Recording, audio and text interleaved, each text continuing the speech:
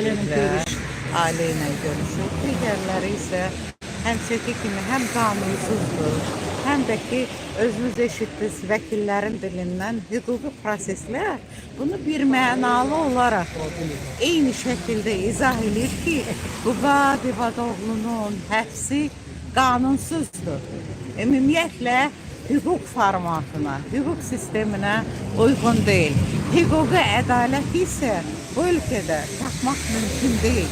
Buradan belə bir nəticəyə gəlmək olur ki, dünya şöhrətli bir alim, dünyada fikir, beyin istehsal edən bir adam bu günləri kiminsə qəzəbinə tuş gəlib və siyasi sifarişlə həbs olunur.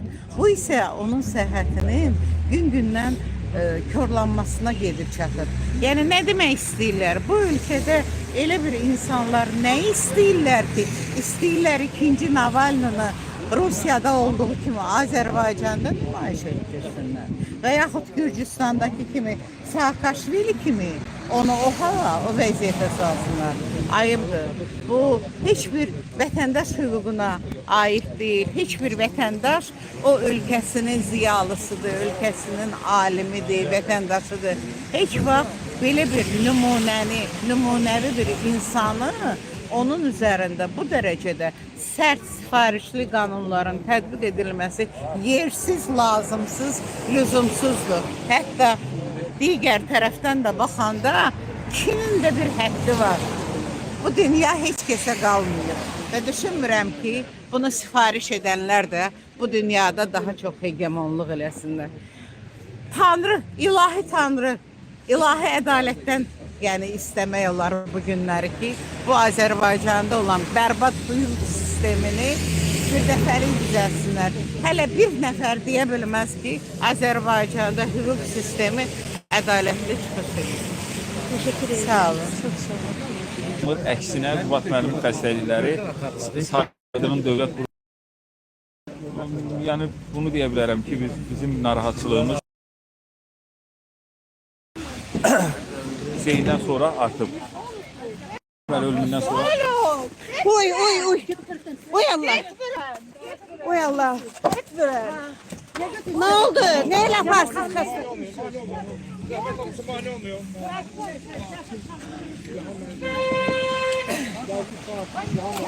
Değerli izleyiciler, Ziyafət xanımı polisler apardı mecburi surette.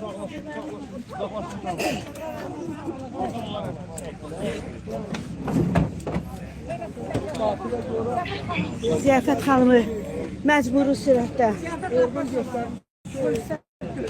polisler götürdüler.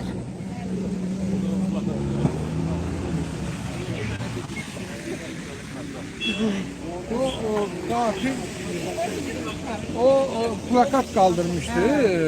Katil İlham Əliyev. Ziyafət İbadoğlundan el çekin. Ona göre oradan gösterdiler. Ümini oradan gösterdiler. Polisler geldiler. Onu apardılar. Evvel şekillerini çektiler. Sonra apardılar. Plakattı da kaldırıp da. In a place known as Azerbaijan, a sinister establishment takes root. This marks the end of a civilized world, a world that champions democracy, a world where Europe, America, and other enlightened nations call home. Does this not concern you at all? On February 7, 2024, Azerbaijan will hold a presidential election filled with unprecedented deceptions. Such an election is a mockery to the global community living in the 21st century. Just 2 months of following independent internet television broadcasts reveal the shocking reality of elections conducted without the participation of the people, marred by shamelessness. One of the events that deeply disturbs me, as well as those who consider themselves human, is as follows. Ziyafət Abbasovanı, a poor, homeless, and unemployed Azerbaijani woman suffering from a severe blood disorder, aspired to become an observer in the upcoming elections. To achieve this goal, she applied to the Central Election Commission through both postal and electronic means. 10 days later, she visited the Central Election Commission to obtain her observer's credentials. However, instead of receiving her observer's ID, she was subjected to unlawful and humiliating treatment by the police. In her own words, she stated, I repeatedly called the hotline of the Central Election Commission 115 times, but received no response. I was trying to inquire about the whereabouts of my observer's credentials. Then, I prepared myself and went to the Central Election Commission to collect my observer's credentials for the upcoming election. 10 days prior, I had submitted my application and sent my photos by mail, as well as submitted an online application on the Central Election Commission's website. I entered the Central Election Commission, presented my ID to the security personnel at the entrance, and explained the purpose of my visit. They called upstairs using their internal numbers, confirmed my identity, and informed me that I could collect my observer's credentials. Then, the security personnel asked me to wait outside on the hill. I agreed and went outside. At that very moment, 5 to 6 masked individuals in plain clothes, some wearing headscarves, were either police officers or state security service agents, and some were uniformed police with masks. They forcefully grabbed me, shoved me into a car, and confiscated my phone at 13:30. Inside the car, 2 individuals sat beside me, one on my side and the other on my lap. They kept me in the car, playing with me like a toy, until 2100 hours, all under the command of Ilham Aliyev. For me, each of these individuals represented a part of Ilham Aliyev, be it a finger, a hand, an eye, a nose, an ear, a leg, and so on. In short, when I looked at their faces, I saw Ilham Aliyev in every one of them. For a grueling 7 hours, they drove me around the desolate roads of Gobustan Shamaki, shaking me relentlessly, and subjecting me to various forms of harassment.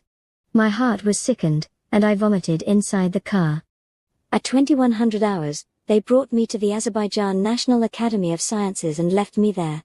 The car that had been used to torment me for 7 hours was a black Asamat branded car with the logo of a horse manufactured in Ganja. I arrived at my friend's house, feeling utterly exhausted, with my condition deteriorating rapidly.